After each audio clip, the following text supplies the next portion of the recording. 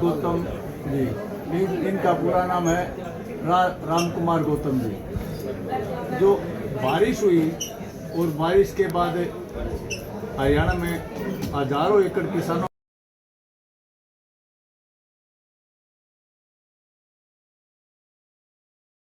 वो सरकार दे नहीं पा रही, किसानों में रोष है।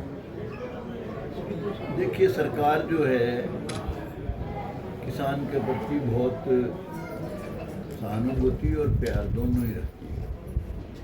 सरकार जो कर सकती है विद इन द रिसोर्सेस हर सूरत में करे। को पोर्टल वगैरह खोल रखे हैं जगह जगह और लोगों ने उस पोर्टल पे अपना नाम दर्ज कराया।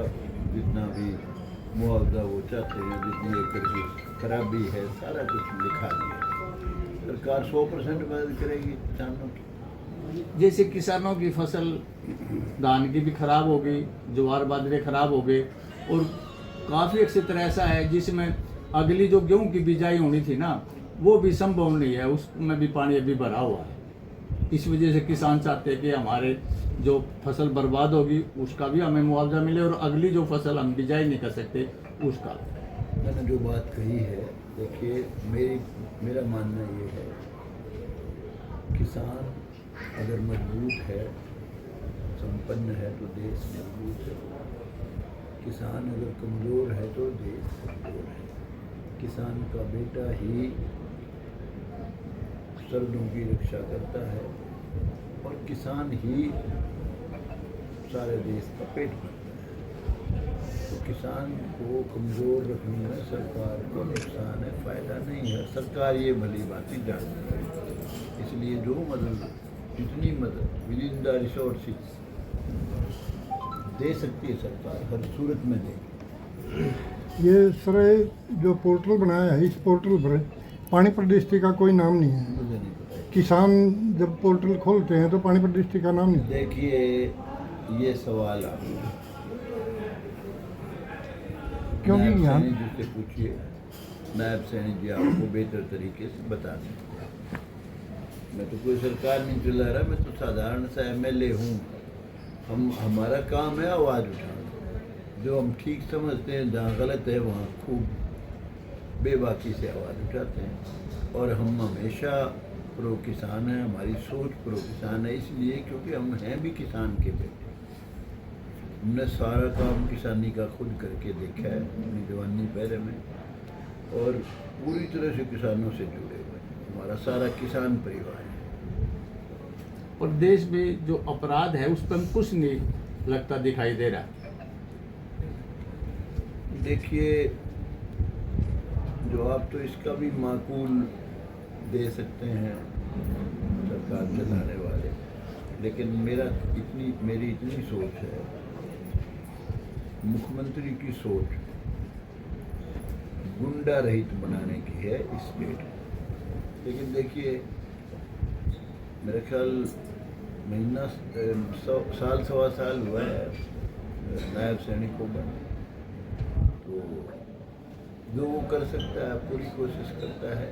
तो हमारे सफीदों में ही देख लो आप, सफीदों में अपराध बिल्कुल नहीं है इसमें, मुझे पता है। तो फिरौतियाँ मांगते थे, कहीं नहीं नजर आएंगे, किसी से पूछ लो। जहाँ तक सवाल है, बहुत लोग कह देते हैं अगर बेटे ने बाबू को मारा या बाबू ने बेटे को मारा या कोई अपनी गलत हरकत से मारा गया, वो तो अलग बात है, वो तो इंसिडेंट्स है। लेकिन ये नहीं कह सकते कि कोई गिरोह फिरौती वालों का कहीं सक्रिय है। सफीदों की बात कर रहा हूँ। पहले लोग डरते थे, कहते थे जी वो प्लान करके, ये प्लान करके यहाँ फिरौतियाँ मांगते हैं, बदमाश होते हैं। ऐसा अब नहीं, बहुत फ़र्क पड़ा है नायब सैनिक के बनने के बाद। खट्टर साहब की भी सोच बहुत अच्छी थी, लेकिन ऐसा है, सरकारें बनाई हुई, सरकारें चलाई हुई, उनका असर रहता है। और जिस तरह की पहले सरकारें चली, शुरू में हुड्डा साहब का समय आया, 1 साल तक उन्होंने एक तरह से गुंडा रहित बना दिया था हरियाणा। लेकिन भगवान ने पता या उनको पता, किसको पता। उसके बाद वो सिस्टम छोड़ दिया। कोई दबाव होगा समाज का होता है और होता है, तो उसके बाद से गुंडे सक्रिय थे। खट्टर साहब जो थे वो साधु संत टाइप आदमी थे, उनको समझ इस मामले में थोड़ी सी मैं ही कम मानता। देखिए, जब तक इंफ्रास्ट्रक्चर, पुलिस फोर्स जब तक सबकी नहीं होगी, 36 बिरादरी के लोग इसमें नहीं होंगे, गुंडागर्दी को कंट्रोल नहीं कर सकते। अब मेरिट पर सेक्रेटरी साहब ने आते ही नौकरियां कर दी, भाई भतीजावाद तो खत्म कर दिया उन्होंने बदमाशी भी खत्म कर दी, करप्शन खत्म कर दी, सिफारिश खत्म कर दी। जो बच्चे किलकी मारते फिरा करते बसों में, वो पढ़ाई करने लग गए, कोचिंग सेंटरों में जाने लग गए। लेकिन जो लोग बहुत आगे चले गए, जिन्होंने राजभोग किया मुद्दतों से, उनके बच्चे तो आगे चले गए।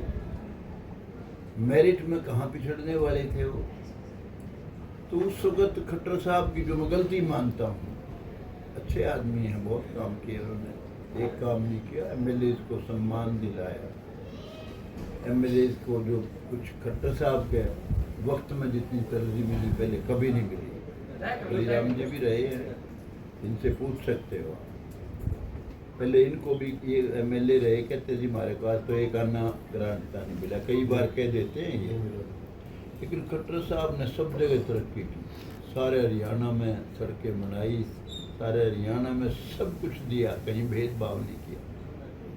लेकिन जो सरकार चलाई जिसमें भर्ती की, उसमें रिवर्स गियर लगाना था उन्होंने, एक बार सारी चीज़ें ठीक करनी थी। आप देखिए, पहले पुराने वक्त में एक बार पेप्सू था यहाँ, आपका सफीदों पेप्सू में था। हालात इतने खराब थे, गुंडे जगह जगह घूमते थे, बहुत ज़्यादा गुंडागर्दी थी। लेकिन एक बार फैसला कराया, PS राव को एडमिनिस्ट्रेटर बनाया यहाँ का पेप्सू का, सारे गुंडे साफ कर दिए, ज़्यादा समय नहीं लगा। लेकिन अब यूँ बताओ, गुंडागर्दी कर रहा है, उसका भाई थानेदार है, उसका भाई पुलिस में है। अब वो गुंडागर्दी कैसे रोकेगा? इसलिए सबसे ज़रूरी है पुलिस कॉस्मोपॉलिटन हो, सेकुलर हो, सबकी हो, 36 बिरादरी की हो, सबको सबका उसमें हक मिले। गुंडागर्दी नहीं रहेगी, फिर भी कुछ भी नहीं रहेगी। गुंडागर्दी कोई नहीं पाल सकता। गुंडागर्दी ये जो कमी हुई, अच्छे काम किए खट्टर। मैं कहता था कई बार, जिस तरह से इन और भाइयों ने राज कर रखा है, आप उसी तरीके से चलाओ, 5 साल फिर कर लियो या मेरिट।